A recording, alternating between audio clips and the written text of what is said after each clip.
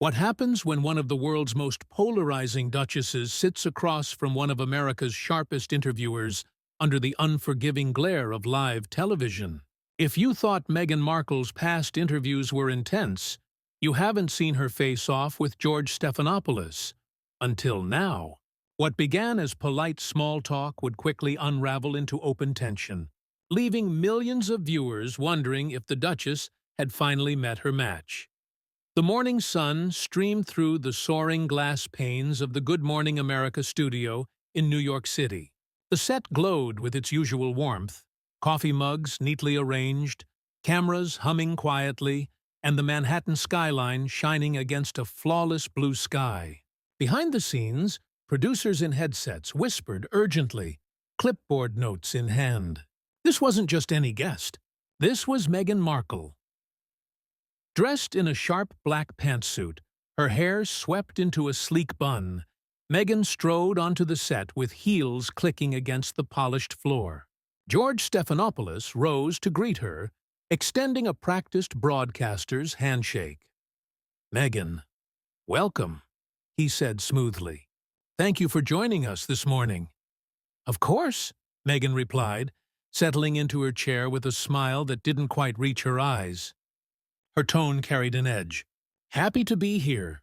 George adjusted his tie, note cards in hand, his expression hinting that this would be no lightweight puff piece. "So, Meghan," he began, leaning forward, "you've been a constant headline. Your acting career, your royal marriage, stepping back from the monarchy, and now your projects here in the U.S. You've often spoken about your truth. But here's my question. Do you believe your truth has ever conflicted with the truth?" A faint murmur rippled through the studio audience. Meghan's perfectly arched brow lifted, and she let out a dry laugh. "Well," she said, her voice laced with irony, "people who spend their lives writing gossip columns and devouring tabloids love to talk about facts. But my experiences? Those aren't up for debate. They're mine. My truth is exactly that, mine. If that makes some people uncomfortable, that's really not my problem." George didn't flinch. He simply jotted a note, his expression cool, almost dismissive. "That's an interesting answer," he said evenly. "But what about the royal family? In past interviews, you've described them as cold, even cruel," Trump George continued. "But when pressed for specifics, names, dates, evidence, you've declined to elaborate. Some would say, that's convenient. Do you feel any responsibility for the damage your comments may have caused both to individuals in that family and to the institution itself?" Meghan's smile hardened. "Ah," she said, sitting back and crossing her legs. "Here we go. Another journalist trying to both sides racism and emotional neglect. Let me make this easy for you, George. It wasn't my job to protect the institution. It was their job to protect me, and they failed." George kept his eyes locked on hers. "But Meghan, you also benefited enormously from that institution, didn't you? The titles, the platform, the global attention. Don't you think there's a contradiction in accepting all of that while simultaneously tearing it down?" Meghan's laugh was sharp this time, almost mocking. "Oh, George," she said, "that's such a tired narrative. People love to say she wanted the fairy tale but couldn't handle the castle. Please, if you think my life was some kind of charmed existence, you clearly haven't been paying attention." The room grew just a little tenser. George's pen hovered above his notes as he pressed on. "And now you're here in the U.S., making documentaries, books, podcasts, telling your side of the story over and over again. And yet you still claim to want privacy. How do you reconcile that?" Meghan tilted her head, her lips pursing slightly. "I've said this many times, George.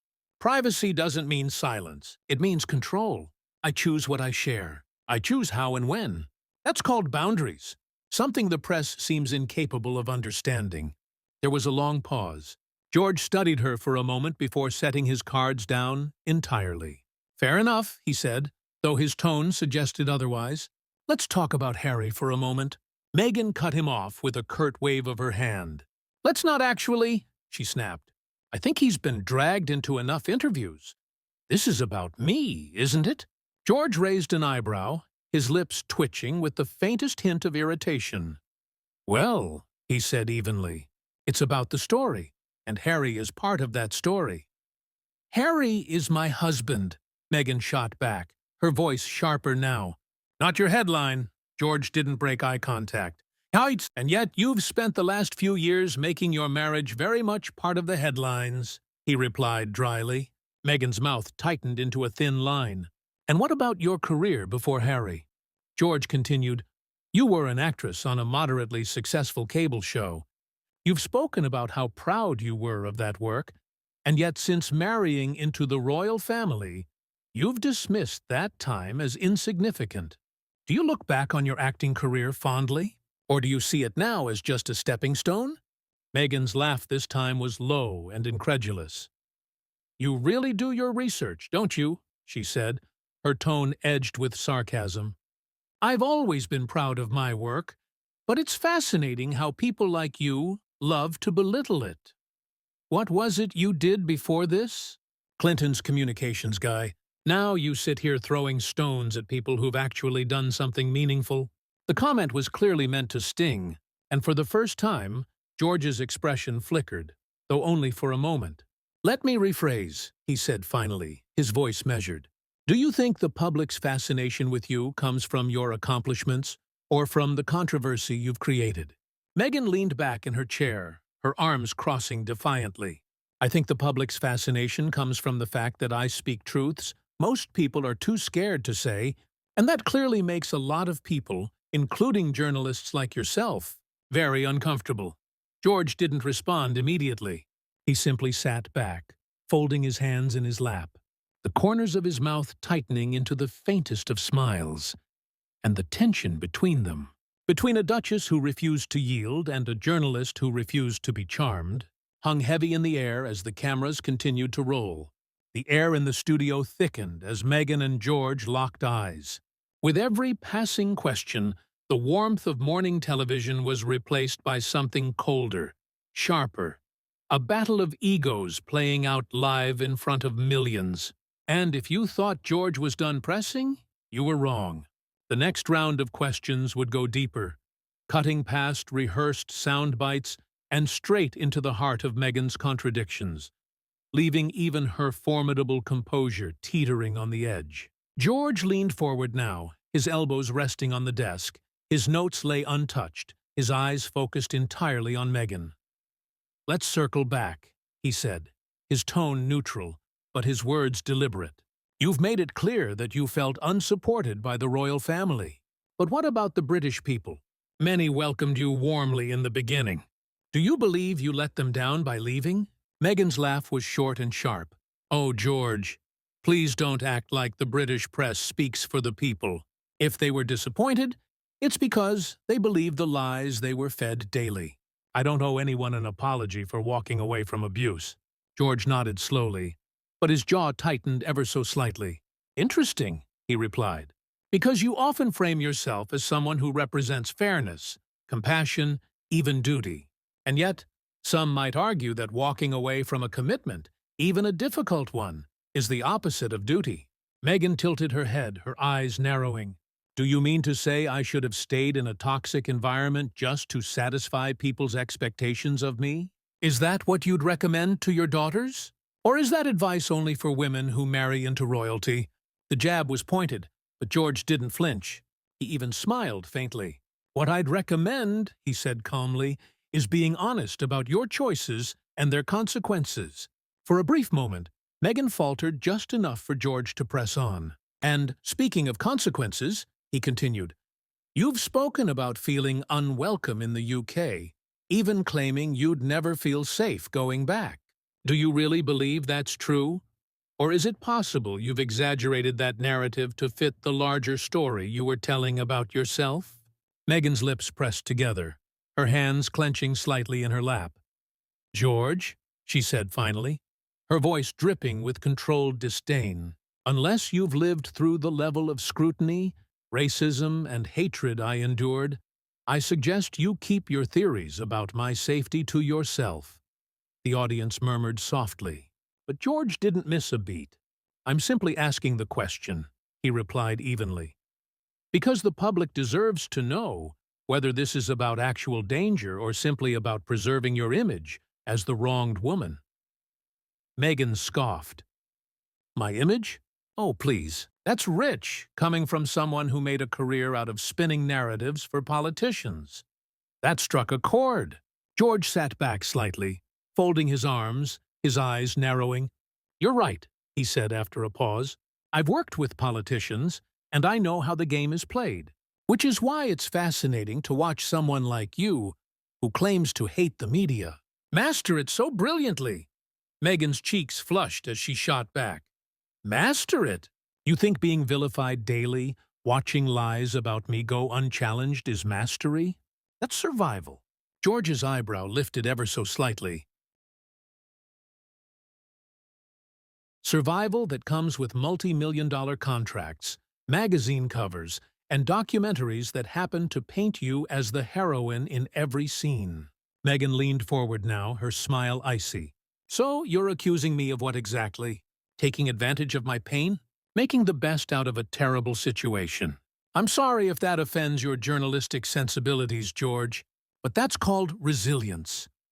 George tapped his pen lightly on the desk, his gaze unwavering. Or, he said quietly, it's called opportunism. The silence that followed was heavy. Even the camera seemed to hesitate. Meghan's jaw tightened, her hands gripping the arms of her chair. Careful, George, she finally said. You're starting to sound like one of those tabloids you pretend to despise. For the first time, George let out a low chuckle, though it carried no humor. And you're starting to sound, he said, his voice low and deliberate, like someone who's convinced the world revolves around her grievances. Meghan's breath hitched just slightly as her eyes flashed with indignation. That's enough, she snapped. You don't know me. You don't know what I've been through. No, George agreed calmly. But I do know what accountability looks like, and so far I haven't seen much of it here. The tension in the studio was now unbearable. Even the camera crew had stopped moving, transfixed by the escalating exchange. Meghan crossed her arms defiantly and leaned back, her expression one of steely resolve. George, however, leaned forward slightly, his tone growing colder. And now he said, I'd like to ask about Harry. Meghan's head snapped up, her eyes narrowing dangerously. Don't, she warned. But George only continued. You've said that Harry supported you through everything, that he stood by your own, but some have said that he too seems isolated now, cut off from his family, from his country. Do you feel responsible for that? Meghan's laugh was harsh this time, more of a scoff than anything else. Responsible? Oh, how predictable. Blame the woman. Blame the wife. Because, of course, Harry couldn't possibly make his own decisions. Of course, he must have been manipulated. How very 1950s of you. George held her gaze for a long moment before saying simply, I think the viewers can decide for themselves who's manipulating whom. The silence that followed was deafening. Meghan's eyes narrowed into slits as she whispered, You're unbelievable. George only straightened his tie and replied smoothly, And you, Meghan, are exactly who I thought you'd be. By now, the morning sun outside the studio was blazing, but inside, the chill between Meghan and George could have frozen the set. What was meant to be a polite interview had evolved into an intellectual cage match, and both combatants were unwilling to back down. And just when you thought George had exhausted his questions, he leaned forward with one last pointed inquiry, and Meghan's carefully constructed facade began to crumble in real time. George sat back, his hands folded neatly on the desk, studying her. You've spoken, he began, his voice calm but laced with steel, about how leaving royal life allowed you to rediscover yourself, your independence, your voice. But when I look at the years since, I don't see independence. I see a woman who traded one stage for another, one palace for another. Who's truly in control here? You or the narrative you've built around yourself?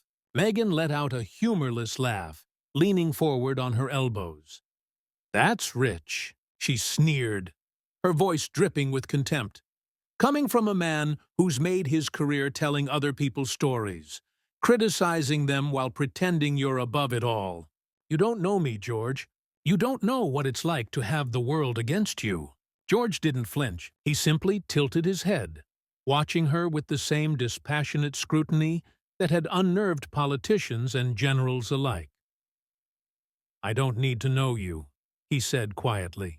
"I've seen this play out before, and I know what narcissism looks like when it's dressed up as victimhood." The word hit her like a slap. Meghan's eyes widened, and her lips parted as though she couldn't believe what she just heard. "Narcissism," she repeated, her voice sharp enough to cut glass. "You dare sit there and call me a narcissist because I refuse to be silent about what I went through? Because I refuse to let others write my story?" George's gaze was steady, almost pitying now. "No," he said, "because every question, every criticism, every challenge, you meet it with indignation, with blame, with condescension.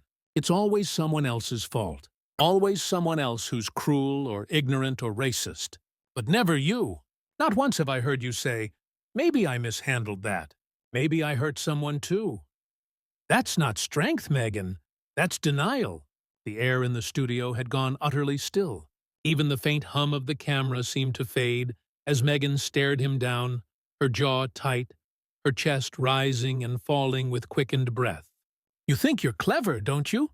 she hissed, her voice low now, trembling with fury. "You think you're exposing me, but all you've done here is prove why women like me stay quiet. Why we smile, and while men like you try to tear us apart for sport." George shook his head slowly, his voice calm but relentless. "This isn't sport," he said. "This is journalism. This is asking questions that people are too afraid to ask because they don't want to be called cruel or misogynistic or racist. But someone has to ask because the public deserves answers. And what I see here," he gestured slightly toward her, "is someone who doesn't have them." That was enough for Meghan. She pushed back her chair abruptly, the screech of metal against tile echoing in the dead silence of the studio. "I don't have to sit here and be insulted," she snapped. "I don't have to justify my life to someone who clearly came here with an agenda to humiliate me." George raised an eyebrow, his voice still calm. "Not to humiliate you," he corrected softly. "To hold you accountable, something no one else seems willing to do." Meghan stood now, straightening her black pantsuit, her chin held high despite the redness creeping into her cheeks. "This was a mistake," she said, her voice trembling with barely suppressed anger. "I thought this was going to be a real conversation. Instead, it's just another man trying to control the narrative." But George didn't move, didn't even blink. "No," he said simply. "This was a real conversation. You just didn't like where it went." Meghan's hands clenched into fists at her sides. For a moment, it seemed like she might say more, but that she might turn back and launch one last cutting remark. But instead, she gave a sharp shake of her head and walked off stage without another word. As the sound of her heels faded into the distance, the studio remained frozen. George sat there quietly for a long moment, letting the weight of what had just transpired settle over the room. Finally, he turned to the camera, his voice low but firm. "To our viewers," he said, "I apologize for the abrupt end to this interview, but I believe you deserve to see these conversations for what they really are. Not just polished PR, but truth. Even when the truth is uncomfortable."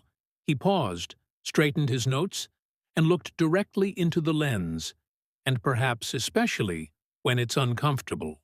The studio air was thick, not just with tension, but with the realization that something historic had just happened on live television. Meghan was gone, but her words and George's unwavering questions still echoed off the walls of the Good Morning America set. And as George turned back to face the camera, one final cutting statement was yet to come. A statement that would set social media ablaze and leave Meghan's camp scrambling for damage control. For a long moment after Meghan's departure, George simply sat there. His pen lay forgotten on the desk, his notes untouched. The hum of the cameras and the faint murmur of the crew seemed deafening in the silence that followed her exit. Finally, he drew a deep breath, straightened his tie, and spoke not to Meghan anymore, but directly to the millions watching at home. "This isn't how I expected this morning to go," he admitted, his voice even and deliberate.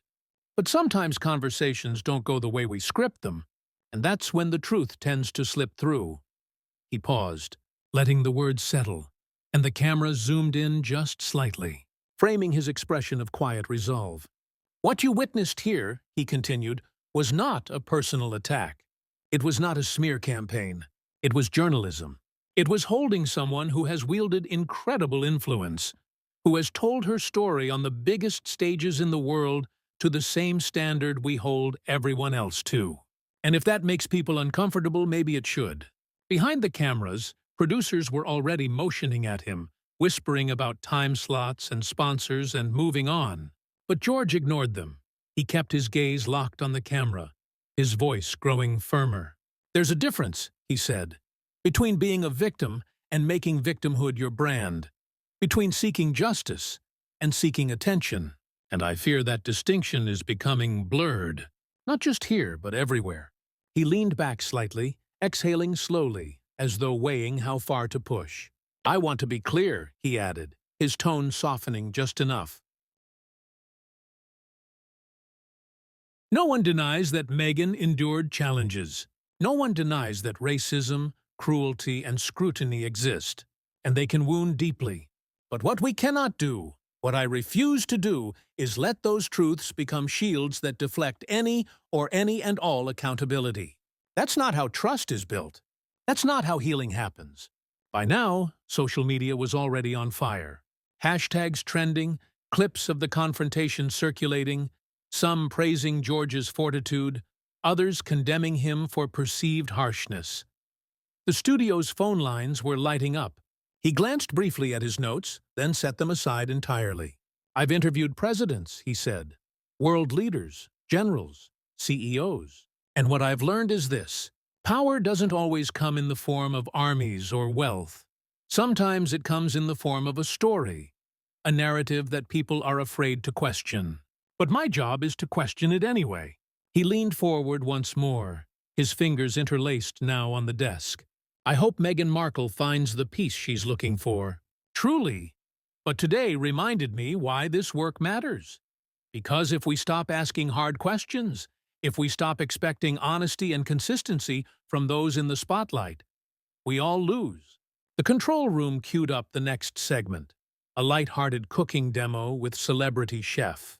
But George held up a finger, signaling them to wait. "And to our viewers," he said finally, his tone quiet but unyielding, "thank you for trusting us to have the tough conversations. They're not always easy, they're not always pretty, but they're necessary." He straightened his notes, gave a faint nod to the camera, and leaned back in his chair. "We'll be right back," he said, his voice measured, almost weary now. The screen faded to commercial. Behind the scenes, chaos reigned. Meghan had already left the building. Reports from staff said she'd declined the courtesy car waiting for her, instead storming off down the block with her team in tow. Her PR representative was already crafting a statement, likely blaming the interview's tone, George's questions, or the network itself. But in the control room, the producers were watching the live feedback pour in. Emails, tweets, viewers calling in, and the consensus was split right down the middle. Half praising George as a hero of honest journalism, half condemning him as a bully who went too far. George removed his earpiece, running a hand over his face as he stood up. One of the producers approached, a nervous smile plastered on her face. "You okay?" she asked softly. He gave a faint smirk. "I've been better," he admitted. "But I've also been worse." He gathered his notes, straightened his jacket, and walked off the set without another word. As he passed through the studio doors, his phone vibrated with messages, journalists, pundits, colleagues, all weighing in already. But for George, the noise didn't matter. Not yet. Not until he'd had a chance to watch the footage back himself and decide whether he'd done his job and whether he'd done it well. Outside, the New York morning was blindingly bright. He slipped on his sunglasses and stepped into the street. In that moment, George Stephanopoulos was many things. Respected journalist, controversial interviewer, target of both praise and outrage. But above all else, he was unflinching. What did you think of this unforgettable interview? Did George cross a line, or did he simply do what others were too afraid to do? Let me know in the comments below. And don't forget to subscribe for more stories about the moments when the truth refuses to be polite.